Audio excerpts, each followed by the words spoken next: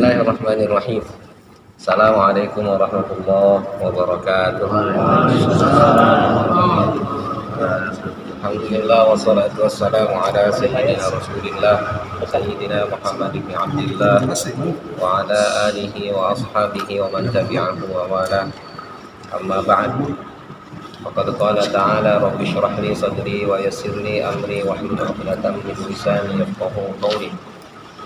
وقال مصنف هذا الكتاب رحمه الله تعالى ونفعنا به في علومه في الدارين آمين. وقال الحسن رضي الله عنه, dan berkata Imam Hasan Al-Basri radhiyallahu anhu, wallahi, demi Allah, lal ghibatu asra'u fi dinil rajuli al-mu'min.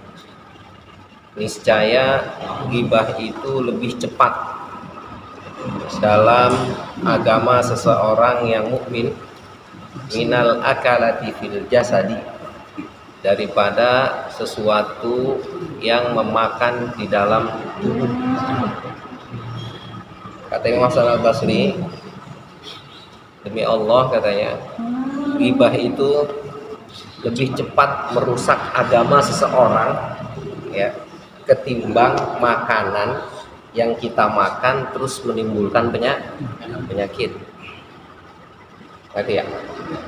Nah, kita kalau makan makanan yang nggak enak, mulesnya itu pedas, mules besar setengah jam kemudian baru mules.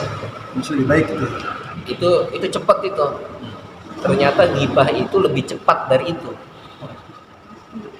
pengaruhnya untuk merusak agama. Nanti tuh bang, nanti tuh, gitu wah. Kayak kuman diare, kayak kuman diare cepat jadinya. Itu maksudnya. Jadi artinya kalau kuman itu memberikan penyakit ke tubuh, itu terkadang ada yang cepat, ada yang lambat kan. Ketika orang minum racun misalnya kan nggak langsung mati tuh, ada yang memang 5 menit, 10 menit gitu kan. Taruhlah yang 10 menit gitu, ketika minum kan nggak langsung nggak bisa, harus dicerna dulu oleh tubuh kan. Ghibah itu lebih cepat daripada itu pengaruh, merusak merusak agama kita. Artinya ketika seseorang melakukan ghibah, ya, artinya agama dia itu langsung rusak, ya, agama dia langsung berkurang, langsung keimanan dia ke Allah itu langsung tercemarkan, terdegradasi, sudah pasti turun. Gitu. Mengkikis pahala, merusak agama. Makanya dibilang istilahnya fi dinir rajulil mukmin, maksudnya dalam agama seorang laki-laki yang mukmin. Gitu. Jadi artinya kalau makan itu punya efek yang cepat. Kita makan kenyang itu kan, kita makan berapa kali dulu, ada prosesnya kan, ya kan, langsung kenyang. Lah iya kan, nggak langsung kenyang kan, gitu. Nggak bisa langsung makan satu piring masukin semua langsung kenyang, nggak bisa. Satu-satu gitu. Kurang nambah lagi kan gitu, baru udah bugar tuh. Ya kan, proses. Artinya proses yang terjadi untuk kenyang itu lebih cepat ghibah merusak agama kita. Jadi agama kita tuh akan rusak dengan cepat oleh ghibah. Gitu. Ya, makanya sangat diwanti-wanti, hati-hati dengan ghibah tuh. Mendingan jangan dah. Jadi kayak nuklir ini cepat gitu. Ya, kayak lebih cepat dari nuklir. Ya. Jadi nuklir itu ketika nembak itu hancur gitu kan. Nah, ghibah itu lebih cepat lagi. Menghancurkan agama kita. Jadi orang ghibah itu sudah dipastikan dia nggak punya keyakinan ke Allah. Ya, orang ghibah itu sudah dipastikan keimanan dia kepada Allah itu rendah. Keyakinan dia kepada Allah itu enggak kuat. Itu. Ya. Karena nanti kita ngomong ghibah ya ada proses. Terus kita sadar astagfirullah ini dimana? ya buru-buru istighfar, buru-buru di stop. Ya. Apalagi yang ngedengerinnya. Yang ngedengerinnya mangap ya kan, yang ngedengerinnya kan malah diterus-terusin, terus gimana terus? Aduh, Respon banget gitu. Ya. Padahal kan kita bilang kemarin urusan kita lebih banyak daripada ngurusin urusan orang. Urusan kita kagak sudah. Enak. Nah, ini makanya nih. Wa qala Abu Hurairah radhiyallahu an, kata Abu Hurairah, yubsiru ahadukum al-qudha atau al-qidha fi aini akhi. Diperlihatkan atau melihat seseorang dari kalian ya bintik hitam di mata saudaranya. Bintik hitam, titik berarti titik hitam di mata saudaranya kelihatan. Wala yubsiru al-jiz'u fi aini nafsi. Tapi dia tidak melihat kerusakan ada pada matanya sendiri. Matanya sakit, ngeliat mata orang, mata lu sakit tuh, padahal sakitan dia. Kalau di kita semut di seberang lautan, Yes. ya, Peribahasa kita itu semut di seberang lautan terlihat, gajah di depan mata ya. Nah itulah makanya kemarin saya bilang, makanya rasionalisasinya adalah ya kita ngelihat orang jelek itu kenapa? Karena kita punya jelekan itu. proyektor kitanya. Yes, proyektor kita. Kalau kita bagus ngeliat jelek, nggak bakal kita bisa nilai itu jelek, kan bisa. Ya, jadi memang itu ada pada diri kita sendiri. Makanya kalau ke rumah wali, ke rumah syekh, ke rumah kiai, dia nggak pernah seuzon sama kita. Datang salam salim, nggak ada. Lu tukang nipu lu ya, gitu kan? Nggak ada. Dia nerima semua orang dianggap baik. Kenapa? Karena dianya Yang datang sini pasti banyak utang. datang cuma ya masalah dia ya gitu, minta duit dari mana?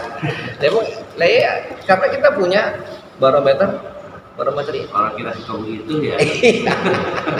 Kambing kasih satu itu tempat kambing. Yes. Itu hati-hati tuh, ya.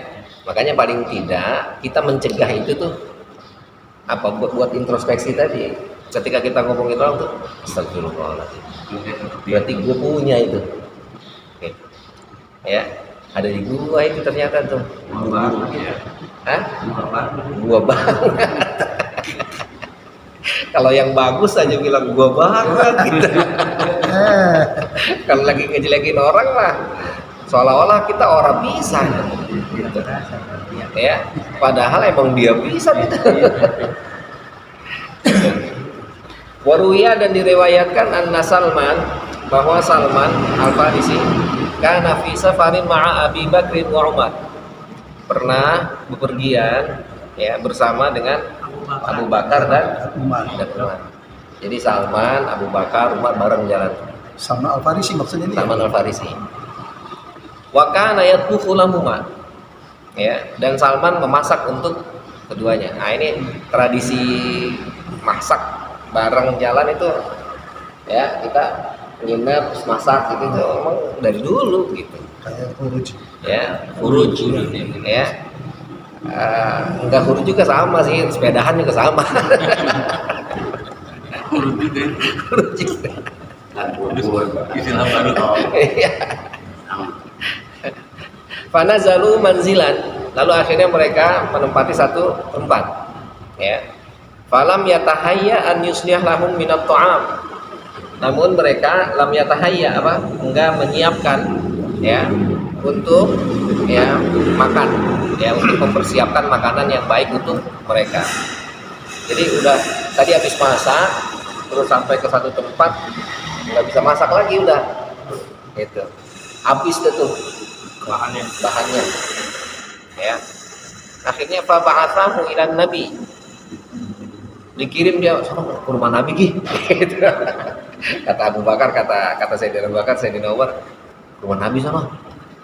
Liyanzuru indahu syai'an minat ta'am. Untuk lihat mungkin ada makanan, Nabi punya kali makanan.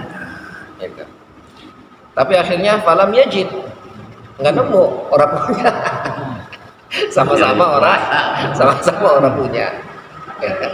Jadi Nabi itu jangan dikira kayak kita selalu ada gitu ya. Jadi Nabi itu betul-betul contoh yang Allah turunkan untuk kita, dan kita betul-betul merasakan, mengerti betul apa yang dirasakan oleh Bukan nyontohin kekayaan gitu istilahnya. Yes. Jadi bukan Rasulullah itu kalau misalnya ada orang butuh ada orang mau kasih, enggak. Ya. Jadi memang betul-betul Rasulullah itu ya pada saat orang nggak punya ya nggak punya juga sama. Bukan berarti nggak punya terus akhirnya dia punya ditutupin, diumpetin gitu buat dia doang gitu kan. Yang ada gitu buat gua doang dewek, ntar kalau gua kasih lu gua kagak punya gitu. Enggak. Emang nggak punya sama-sama nggak punya.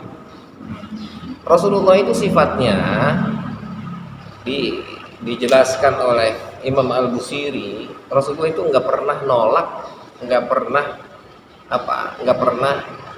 mau ngasih kalau dia punya. Orang minta teh pasti dikasih, nggak mungkin enggak. Kalau ada itu sifatnya. Makanya Rasulullah oleh Al-Quran diberi gelar Raufun Rahim ya.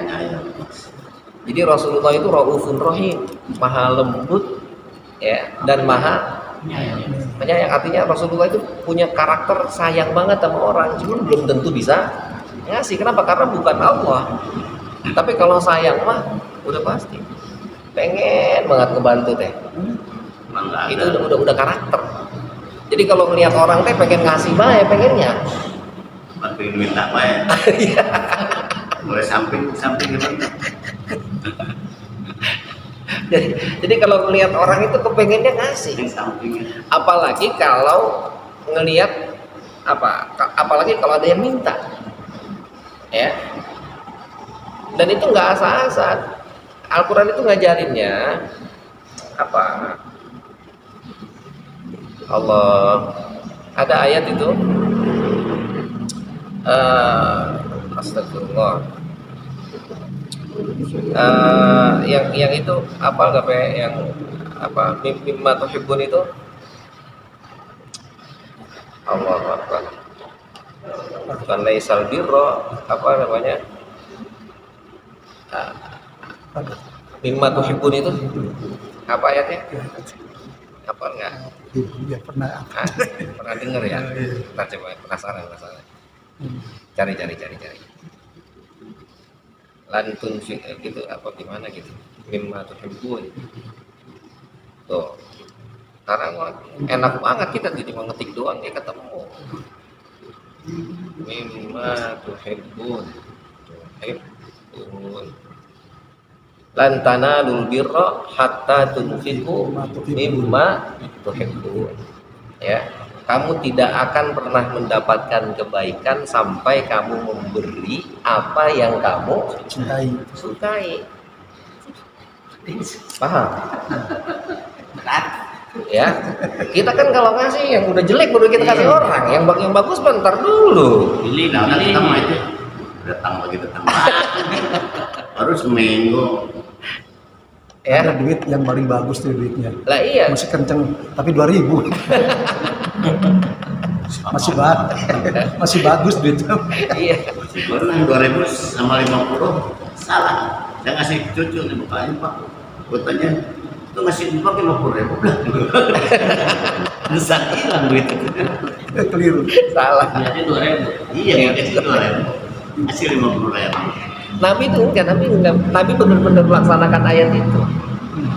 Jadi Nabi itu kalau ada orang bilang Nabi itu anuan bagus, mau emang? Mau, kasih. Yang mukanya nggak tahu diri juga. Ya ada portunernya bagus. Jadi mau berapa? kasih ya itu portuner itu. Gitu. Jadi lan tanalul birra hatta tunfiqu mimma. Dan ini betul-betul dilakukan oleh Rasulullah kan? Rasulullah betul-betul dilaksanakan. Orang karena yang jelek gitu. Ya. Jadi Rasulullah itu begitu, makanya ketika dibilang nggak ada teh, lah beneran nggak ada, bukan kata-kata bohong. Yang ada Ya. si orang. Ya. Nah akhirnya ceritanya faraja ilaihi ma faqala, lalu akhirnya karena nggak ada balik lagi kan Salman tuh. Ya. Sayyidina Salman Al-Farisi balik lagi, innahu law dhahaba, kata keduanya nih. Kata Abu Bakar, kata Umar. Rasulullah itu law dhahaba ila bi'ri kada, ya. Kalau beliau pergi ke sumur ini, ke satu sumur misalnya, laya bisa ma'uha, ya. Sudah dipastikan airnya itu akan kering. Ya. Jadi Rasulullah itu punya keistimewaan dan memang Rasulullah punya apa namanya? Punya iya mukjizat kan. Seandainya Rasulullah minta, itu pasti dikasih sama Allah. Iya, minta doang. Ya. Jadi kalau misalnya Rasulullah lapar, pengen makan, ya Allah pengen makan apa gitu. Ya. Makan bubur. Ada langsung gitu. Rasulullah punya kantong ajaib gitu ya? Hah? Kayak Rasulullah punya kantong ajaib gitu. Kayak punya kantong ajaib kalau punya apa? Emot. Betul. Saya ada pertanyaan dari anak saya. Jadi anak sekarang kan kritis. Yes. Jadi dia nih, kan pernah dengar cerita yang Nabi Hurairah punya ngambil kurma dari kantong ajaib itu. Nah, dia cerita, berarti Rasulullah punya kantong ajaib. Yes. Jadi kalau aku ketemu Rasulullah, aku boleh nggak minta kayak gitu? Terus saya kan jelasinnya kayak gimana gitu?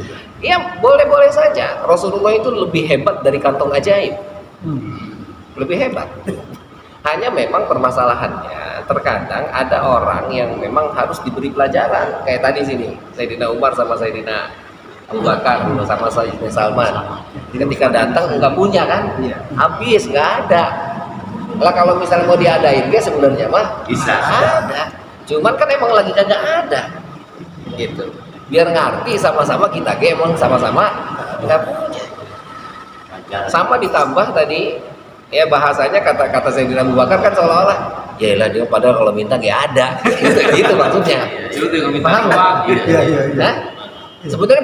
Sebenarnya dia punya kantong ajaib itu, gitu kan sebenarnya bahasanya begitu kurang lebih.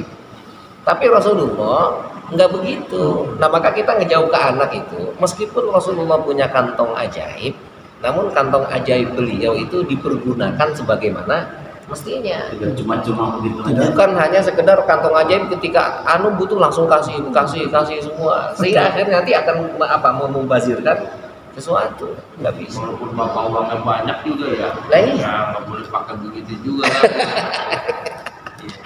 Ya itu artinya ada pelajaran yang harus diterima. Meskipun tadi Rasulullah itu punya kantong ajaib itu lebih daripada kantong ajaib Rasulullah itu. Lebih. Apapun yang Rasulullah mau, nggak ada yang nggak bisa. Ya, nggak ada yang nggak bisa. Jadi itu kan cerita Rasulullah keluarin air dari jemarinya itu ketika beliau berada di padang pasir, lalu sahabat mau wudhu nggak ada airnya, dikasih air wudhu.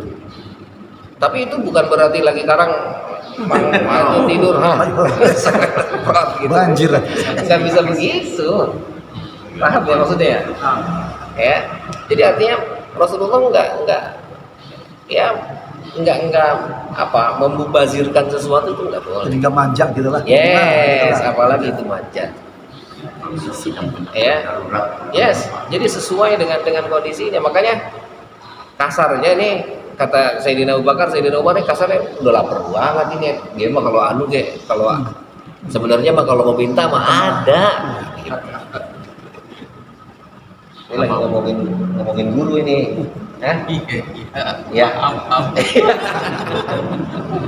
Ini berdua bertiga lagi ngomongin guru ini. Gitu, ya. Gitu. Akhirnya apa? Fa nuzilat hadhil ayat, lalu turunlah ayat ini. Wala yaghtab ba'dukum ba'dha. Kata ayatnya itu. Jangan menggibah sesama kalian. Segibah juga. Gibah itu. Segitu ya. ngomongin guru ya. Kadang kan ngejelekin itu mah. Ngejelekin. Lah, iya, tapi ayat ini turun katanya. Ayat ini turunnya disebabkan oleh tadi bertiga lagi pada lapar, datang ke rumah Nabi, minta, kata Nabi kagak ada. Akhirnya kata dia mah kalau dia mah sebenarnya kalau minta mah ada, kalau minta mah gitu. Maksudnya ke Allah gitu ya. Lah iyalah. Lah dia mah apa dia punya, kasarnya gitu. Gitu. Belum bisa diemas ya. Lah iyalah. Itu tadi kantong lebih dari kantong ajaib lah. Jadi mengajarkan kausaliti itu tetap berjalan. Yes, hukum sebab akibat itu tetap berjalan. Meskipun dia harus meyakini bahwa sebab akibat itu yang ngaturnya adalah Allah, bukan sebab akibat itu yang mengatur, bukan. Tetap yang mengaturnya adalah Allah juga. gitu. Ya, Nabi Musa kan tongkat jadi ular tuh suatu saat yang dibutuhkan Lah banget. iyalah. Kalau ujuk-ujuk langsung. Enggak langsung lagi ngobrol gini lagi ngobrol. Apa enggak. Tukang sulap itu. Iya, enggak lebih gitu enggak. Ya. Jadi pada saat dibutuhkan. Nah, itulah yang dimaksud dengan mukjizat itu sesuatu yang melemahkan dan itu di luar kebiasaan. Dan itu nggak bisa dilakukan terus. Jadi mukjizat itu fungsinya hanya untuk menguatkan bahwa dia adalah Rasulullah, udah itu. Yang disebut limbahnya. Nah, yang dimaksud limbah itu termasuk sebetulnya. Jadi limbah itu artinya kan Kayak wali ya bisa. gini. Allah itu kan sebetulnya untuk menetapkan keberadaannya tanpa butuh apa-apa. Ya kan? Jadi ketika dia membutuhkan apapun, berarti meskipun itu keren tetap aja kurang. Paham nggak? Ya. Cuman yang jadi masalah otak kita nih nggak ngejangkau itu. Otak kita ngejangkaunya kalau misalnya nggak bisa teh, ya nggak bisa. Sesuai alam. Yes. Jadi mau nggak mau sebetulnya ini kasih sayang rahmatullah wa fadlullah, ini kasih sayang Allah dan keutamaan Allah untuk kita makhluknya yang Allah ciptakan. Jadi Allah ngasih kita nalar biar tadi sebab akibat itu kita nyambung. Oh iya benar. Ya. Padahal keimanan itu tumbuh tanpa harus ditunjukkan oleh mukjizat yang demikian besar. Enggak perlu. Kasarnya orang kalau udah percaya sama orang lain itu udah nggak pakai bukti lagi, udah nggak butuh sebenarnya. Gitu. Ya. Jadi udah nggak pakai harus begini enggak. Udah pokoknya terserah dia mau bagaimana kita. Gitu. Kalau udah percaya. Ya. Nah, namun dalam pelaksanaannya banyak akal kita nih nggak nerima kalau nggak begitu teh. Kayaknya nggak bisa begitu. Jadi kalau menjadi nabi itu kudu punya tanda, kudu punya bukti, apa buktinya? Nah gitu kan. Seolah gitu, meskipun orang yang kafir itu ditunjukkan bukti itu nggak pernah beriman, nggak bakal bisa. Sihir. Yes. Malah akhirnya jadi jelek-jelek. Malah tambah jelek jadinya, bukan malah tambah bagus di mata mereka. Paham nggak? Bener juga salah. Bener ke salah. Iya. Nabi Muhammad sama Abu Jahal sama Abu Lahab itu bagaimana? Abu Lahab itu orang yang diberi dispensasi api neraka di hari Senin karena kegembiraannya ketika Rasulullah dilahirkan, ya kan? Ketika Rasulullah dilahirkan dia seneng banget sampai itu budaknya dimerdekakan kan? Merdeka lu, ponakan gue udah lahir loh, laki pisan, gembira banget.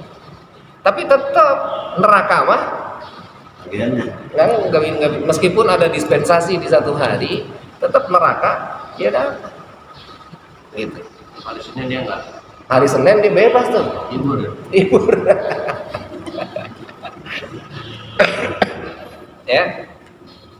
Nah jadi tetap aja itu semua berjalan, berlaku. kalau ada portal bisa. Yes. Ya. Jadi dia sudah percaya, kena sayang banget sama ponakannya tuh. Tahu-tahu karena ponakannya malah ngajak ke agama yang berbeda, nggak melanjutkan ajaran nenek moyangnya, akhirnya udah apapun yang dilakukan oleh ponakannya udah kagak bener, tutup mata udah. Mau bener kayak apa kek? Salah. Nah itulah makanya tugas Nabi kan, kata Nabi, wa ma 'alaika illal balagh, kata Allah gitu dalam Al-Qur'an. Rasul, tugas kamu hanya menyampaikan. Dia mau beriman, dia mau kagak, itu urusan siapa? Allah. Urusan Allah. Udah begitu. Lah kita sama saudara, sama teman, sama semua mau. Ketika kita ngajak ayo ke masjid yuk. Gitu. Titip aja. Nitip aja. Oh iya makasih, ntar sampai nitip aja ya. Gitu jangan lu mau nitip mulu. Gua gak berteman sama lu nitip mulu. Enggak. Pasti begitu lagi. Enggak. Ya, ini makanya hebatnya jemaah tabligh tuh begitu. Diterapin itu tuh. Mereka ngajak orang sholat, ke masjid. Aduh Pak maaf ya, enggak, ya udah enggak, pulang ya. Ntar pas adzan lagi besok datang lagi. Sumpah kalau Enggak. Orangnya begitu lihat jemaah tabligh pada mikir, Mau cebit.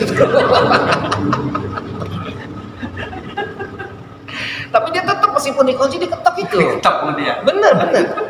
Iya. Saya itu di Kairo tuh kawan-kawan itu yang jemaah tabligh tetap begitu, mau adzan nih 10 menit lagi gitu. Itu udah mau masuk waktu adzan udah datang dia ke rumah ketok gitu. Kan di Arab biasanya ada itunya, Lubang ya? ada lubang ya kan. Diintip. Wah, bukan tuh. Itu temennya tuh. Kain tuh kan. Masuk tuh. Assalamualaikum, ngobrol gitu kan. Minum teh apa ya, gimana kabar, sehat gitu. Ya ini sebentar lagi kita mau adzan, mari kita ke masjid. Gitu ngomongnya baik. Gitu. Oh iya Ustaz, makasih gitu. Adzan pergi dia. Kita mau ngikut mau kagak pergi. Gitu. dia. Iya. Alhamdulillah ada kawan yang kedapetan tuh. Dia pas pancing dapat kawan. Dapat tuh alhamdulillah tuh. Gitu. Nah, tapi meskipun ada yang nggak dapat juga tetap dia panggil, dia tetap diajak. Gitu. Nah, artinya orang aja bisa begini apalagi Rasulullah. Rasulullah ketika ngajak orang ya ngajak aja, orang mau ngikut mau enggak itu urusan dia. Makanya Allah nas dalam Al-Qur'an kata Rasulullah itu bilang innaka la tahdi man ahbabta walakinallaha yahdi may yasha. Ente nggak bisa memberikan petunjuk, memberikan hidayah kepada orang yang kamu sukai. Ya. Akan tetapi Allah lah yang memberikan petunjuk sesuai dengan apa yang Allah ingin. Makanya contoh-contohnya Allah kasih tuh. Nabi Nuh punya anak. Nuh ikut. Nah iya. Itu contoh. Gitu.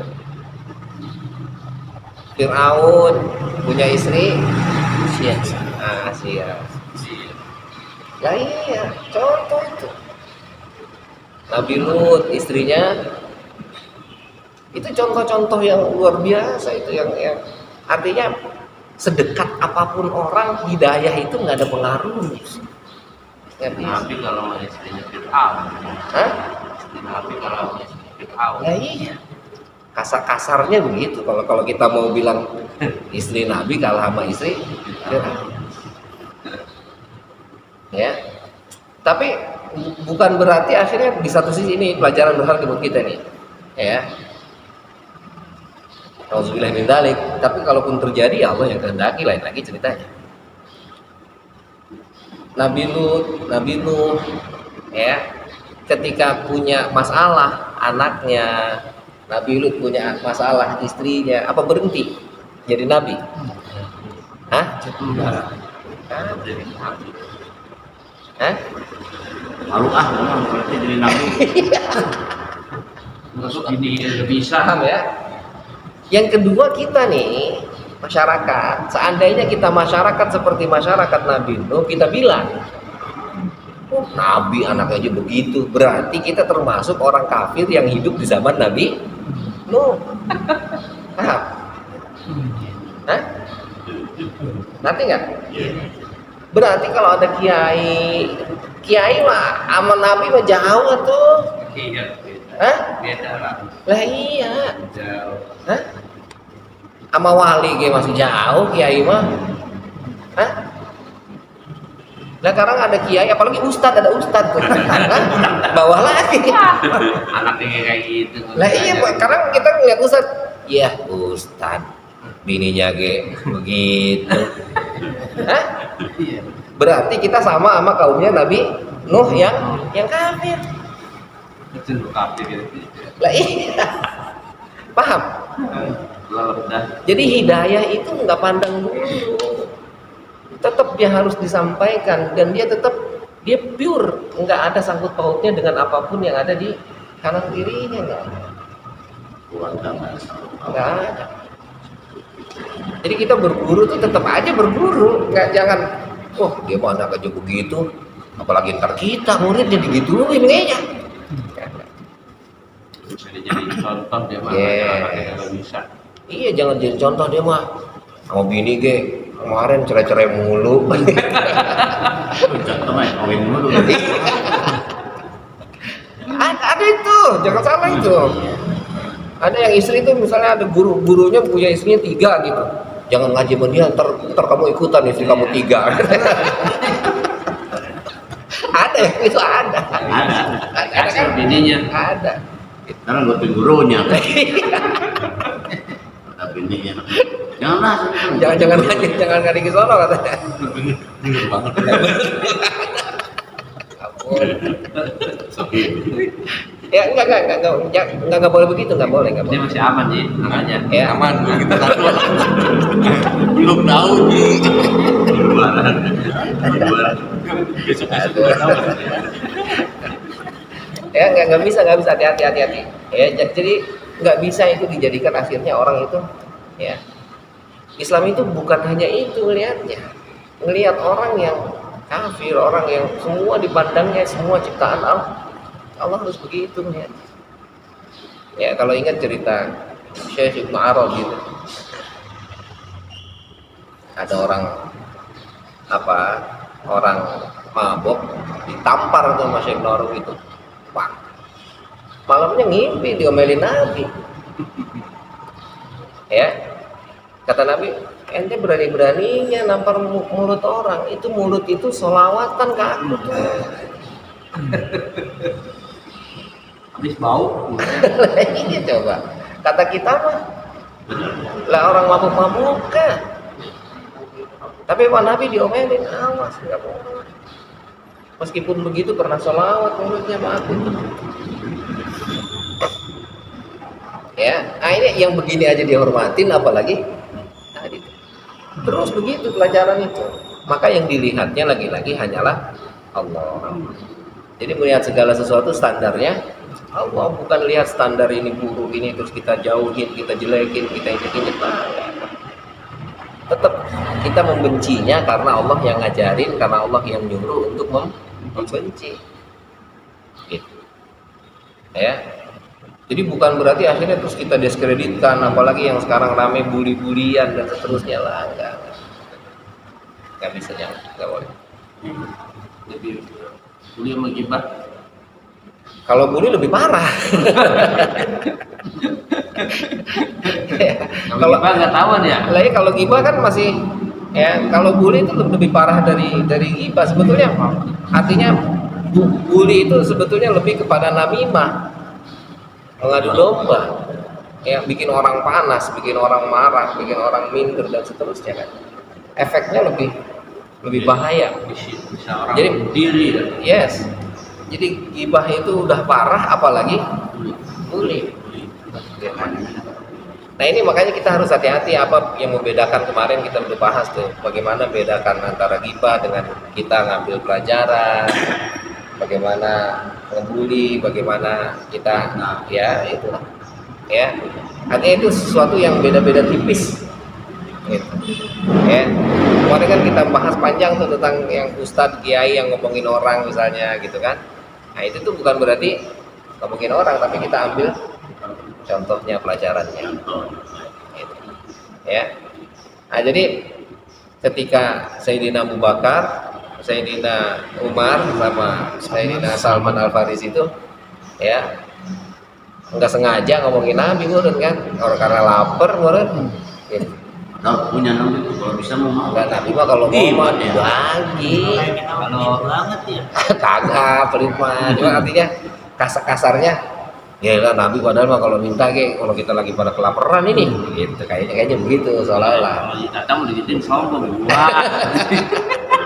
Siko ya. Kubur juga nih. Padahal kan itu ngomong yang nyanjung juga kan ya. Iya kan bahasanya bagus gitu. Dia mah kalau pengen ada punya kantong ajaib itu gitu.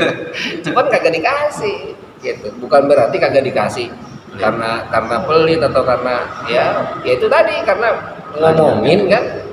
Akhirnya turunlah ya wala yang tabba'dukum ba'da. Tapi kan ngomongnya nggak menjelekkan Nabi juga. Lah itulah makanya di satu sisi nggak ngejelekin tapi kan ngomongin. lah itu Apalagi ngejelekin ya. apalagi ngejelekin ya.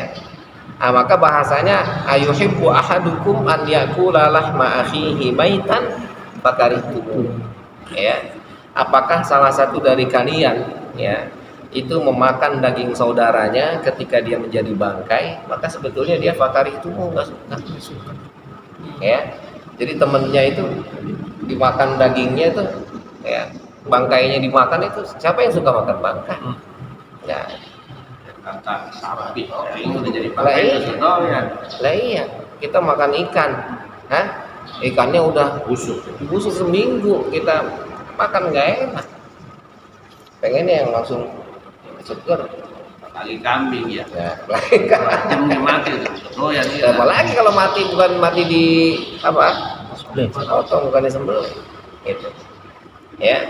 Nah, jadi artinya Nabi itu luar biasa punya keistimewaan yang Allah berikan kepada beliau. Tapi bukan berarti keistimewaan yang beliau miliki itu akhirnya selalu diumbar kan. Artinya beliau pasti akan memposisikan di mana posisi ini harus belajar para sahabat. Akhirnya turunlah ayat ini. Ya. Tapi bukan berarti juga para sahabat itu seneng gosip gitu, enggak. Ini adalah pelajaran jangan gosip. Ya. Jadi artinya sekali lagi kita harus ambil pelajaran bahwa para aulia ya, sahabat, para nabi ketika mereka melakukan kesalahan bukan semata-mata karena mereka ingin melakukan kesalahan itu bukan.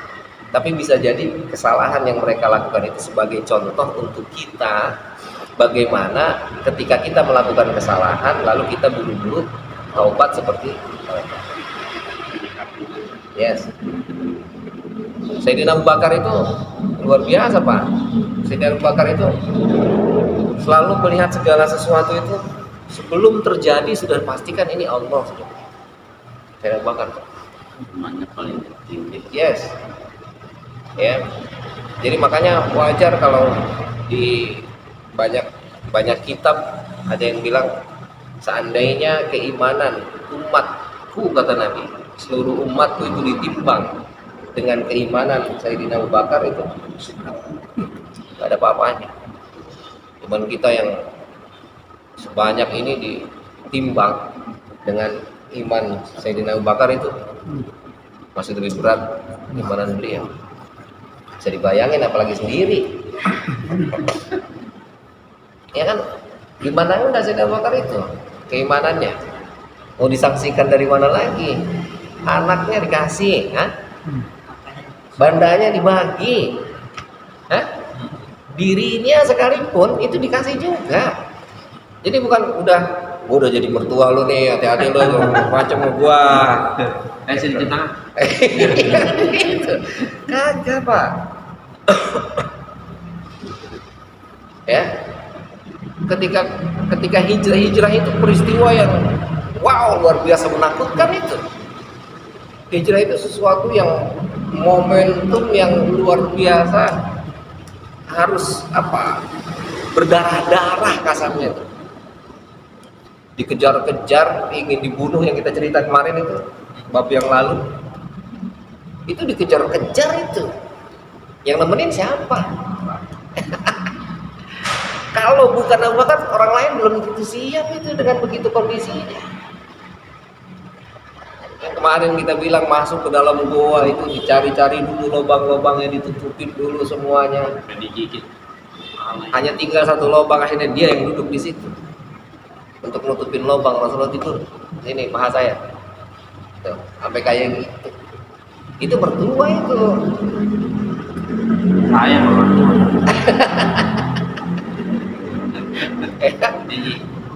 Kalau lagi berantem nih Rasulullah sama Siti Aisyah misalnya, lagi ada pertikaian gitu, Siti Aisyah berlindung di belakang Sayyidina Abu Bakar, ngata-ngatain Rasul kan, kata saya Abu Bakar, udah mulai itu Nabi ente gitu.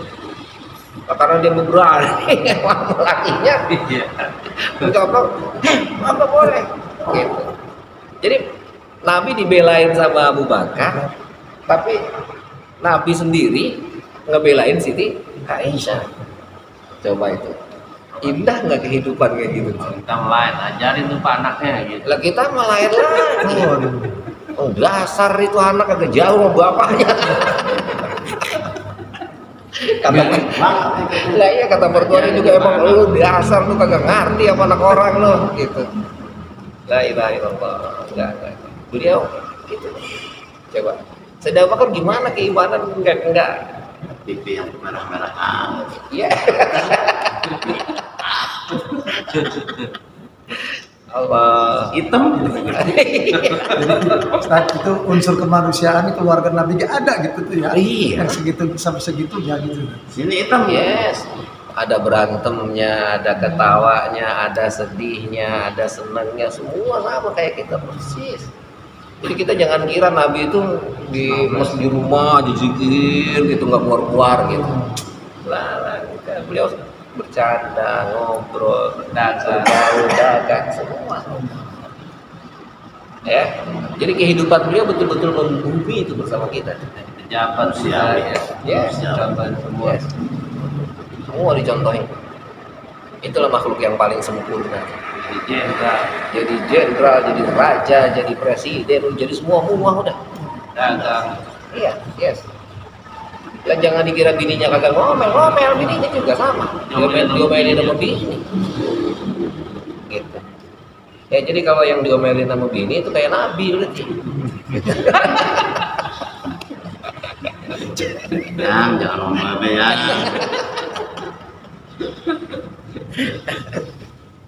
Itu banyak kisahnya itu, cerita Siti Aisyah cemburu karena makanan dibagi ke bini yang ono itu. Ya begitu. Ya. Satu kan? Kata angkat. Mana bisa aja kali ya yang nggak dimarahi bini. Ya enggak gitu kan.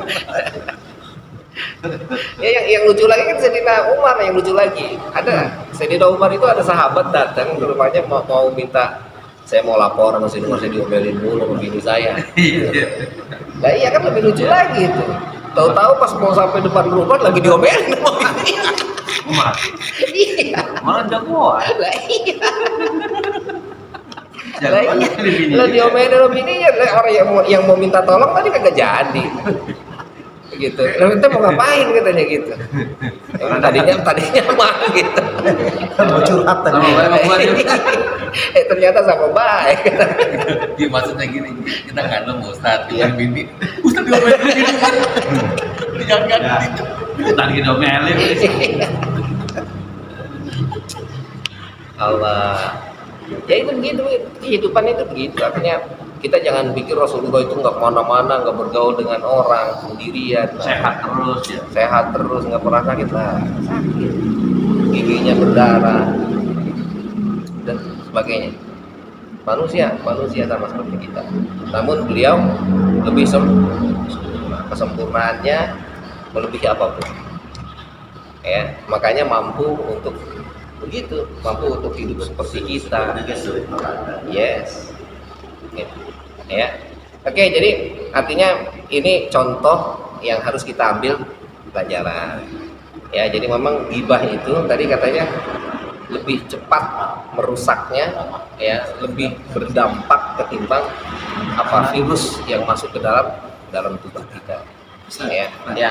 Kalau kawan kita itu juga, adabnya kita gimana? Harus kita menghentikan gitu, kita ngobrol kayak gitu. Kalau sholat kan ditepuk, Iya. bilang gitu. Kalau itu adabnya gimana? Ya, adabnya ya itu kita saling ingetin. Ya, kita misalnya Kalau sholawat Allahumma sholli kayak orang Arab kita berantem gitu nggak? ya, ya baiknya kalau kita, ya, kita kan harus menjaga juga, jangan menyinggung juga. Tapi bahkan kalau misalnya orang yang memang pantas untuk disinggung, ya silahkan saja gitu. Tapi ada saat dimana kita kayaknya nggak pas nih untuk disinggung, pura-pura saya izin Oh, keluar gitu. ya, saya izin sama gitu. Ini kan kita keseringannya malah kagak kan ya, malah terus bagaimana itu, emang begitu itu. Itu sih, emang sama aja satu komunitas. Bedanya begini nggak itu? Terus jadi cerai nggak? Udah gitu sampai orang tapain lagi. Ya itu mungkin salah satu adabnya.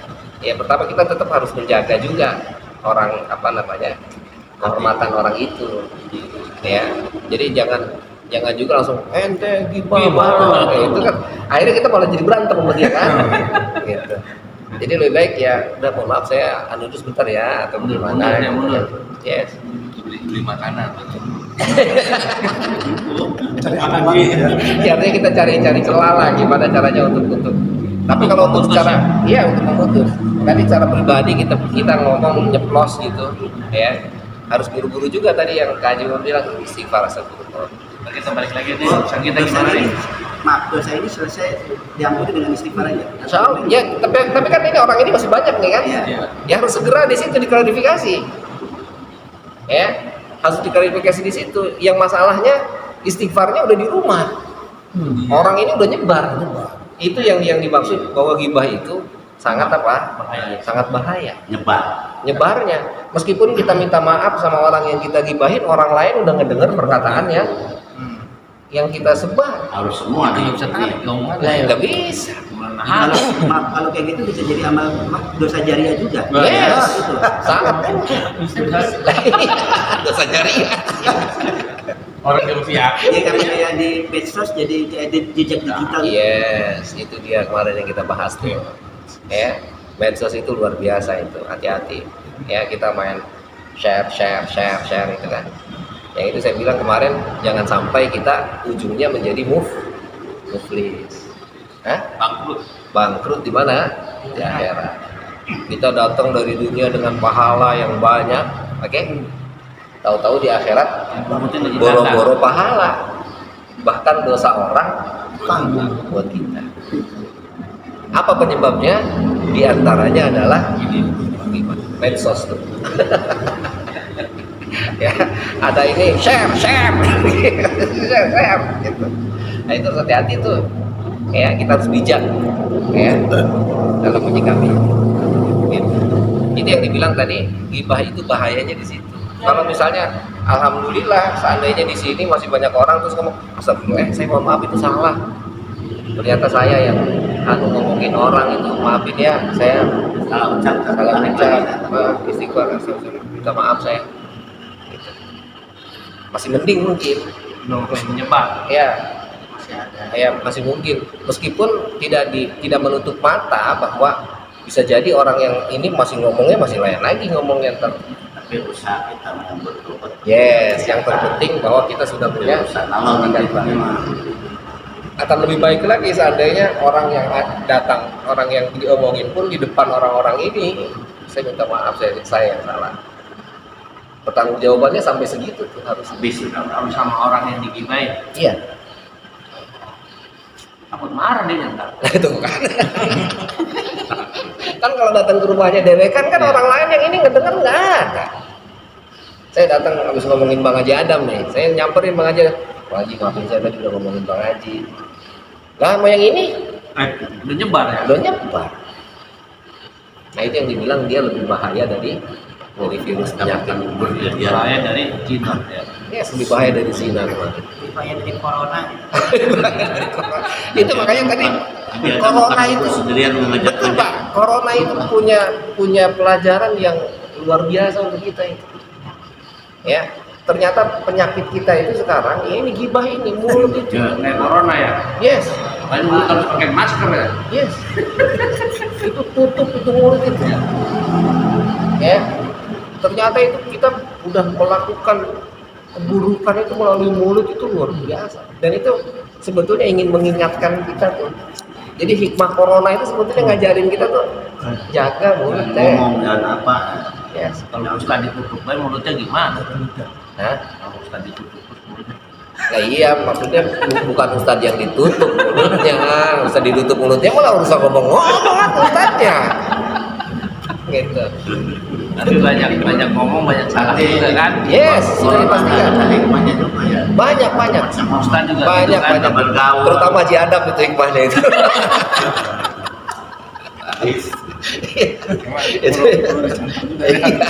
itu hikmah Haji Adam itu. Ya, itu sangat hikmah. Gitu. Dia ngasih ke sini gua dapatnya 5 dia. Oke, cukup ya. Jadi itu artinya pelajaran lah berharga buat kita ya. Jadi lebih baik kita bahas yang lain yang lebih bermanfaat ketimbang harus tadi gibah. Kalaupun kita gibah, awas bukan gibah tapi untuk ngambil pelajaran. Bukan mendiskreditkan orang, tapi yes, bukan nyerang orangnya, tapi sifat dan sikap yang dilakukannya itu jangan kita ikuti. Atau bahkan sifat dan sikap yang harus kita ikuti, ya. Nanti kalau misalnya semuanya gibah, Al-Quran ngomongin Fir'aun, Al-Quran ngomongin Luqman, Al-Quran ngomongin Nabi, Al-Quran ngomongin Fir'aun, Fir'aun, gitu, ya. Semua itu diomongin, tapi bukan berarti itu gibah, tapi untuk kita ngambil pelajaran, ya. Cukup ya, nakifuna walhamdulillah wallahu a'lam. Bisa.